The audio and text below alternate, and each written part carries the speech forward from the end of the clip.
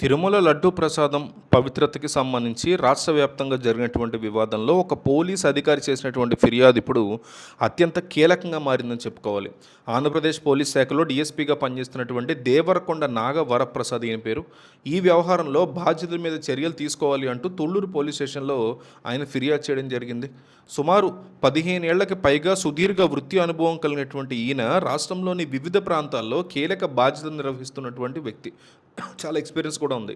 ఎన్నికలకు ముందు విజయవాడ నార్త్ ఏసీసీగా పనిచేసిన ఈయన తర్వాత ట్రాన్స్ఫర్లో భాగంగా శ్రీకాకుళం, అనంతపురం ఇలాంటి ట్రైనింగ్ కాలేజెస్కి ఆయన ట్రాన్స్ఫర్ అయ్యారు. వృత్తిపరమైనటువంటి బాధ్యతలను నెరవేరుస్తూనే ఒక హిందువుగా దైవభక్తి కలగడమే ఈయన్ని ఈ వివాదం మీద స్పందించేలా చేసిందని ఆయన చెప్తున్నారు మీడియాకి ఇచ్చిన ఇంటర్వ్యూలో. దేవరకొండ నాగవరప్రసాద్ తన ఫిర్యాదులో ముఖ్యమంత్రి చంద్రబాబు నాయుడు, ఉప ముఖ్యమంత్రి పవన్ కళ్యాణ్, అట్లాగే మంత్రి నారా లోకేష్లని ప్రధాన బాధ్యులుగా తన కంప్లైంట్లో ఆయన పేర్కొన్నారు. అంతేకాకుండా ఈ వివాదంతో సంబంధం ఉందని భావించినటువంటి అప్పటి టీటీడీ ఈవో శ్యామలరావు, టీటీడీ చైర్మన్, పలు మీడియా సంస్థల యొక్క అధినేతలు, ఈ అంశం మీద చర్చలు నిర్వహించినటువంటి మీడియా ప్రతినిధులు, చర్చల్లో పాల్గొన్నటువంటి వ్యక్తులు వీళ్ళందరి మీద కూడా చట్టపరమైనటువంటి చర్యలు తీసుకోవాలి అని కూడా ఆయన కోరారు.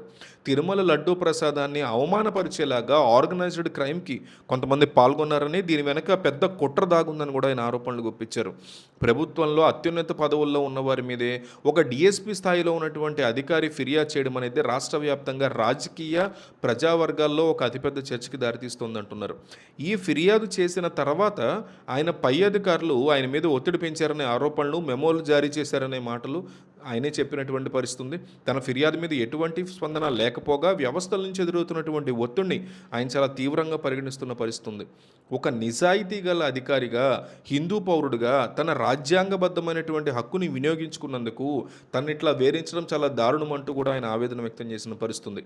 విధి నిర్వహణలో యూనిఫామ్ అడ్డంకిగా మారిందని భావించినటువంటి ఆయన తన ఉద్యోగ పదవికి రాజీనామా చేస్తున్నట్టుగా కూడా ఒక భారీ ప్రకటన చేసి అందరినీ ఆయన ఆశ్చర్యానికి గురిచేశారు. సమస్య పరిష్కారం కోసం న్యాయస్థానాలను కూడా ఆశ్రయించినటువంటి ఆయన ఎఫ్ఐఆర్ నమోదయ్యే వరకు, నిజానిజాలు బయటికి వచ్చే వరకు తన పోరాటం ఆపేది లేదు అని స్పష్టం చేశారు. కేవలం రాజకీయ ప్రయోజనాల కోసం దైవ ప్రసాదాన్ని వివాదంలోకి లాగి భక్తుల యొక్క నమ్మకాలని దెబ్బతీసే చర్యలు క్షమార్హం కాదు అని కూడా ఆయన భావిస్తున్నట్టు చెప్తున్నారు.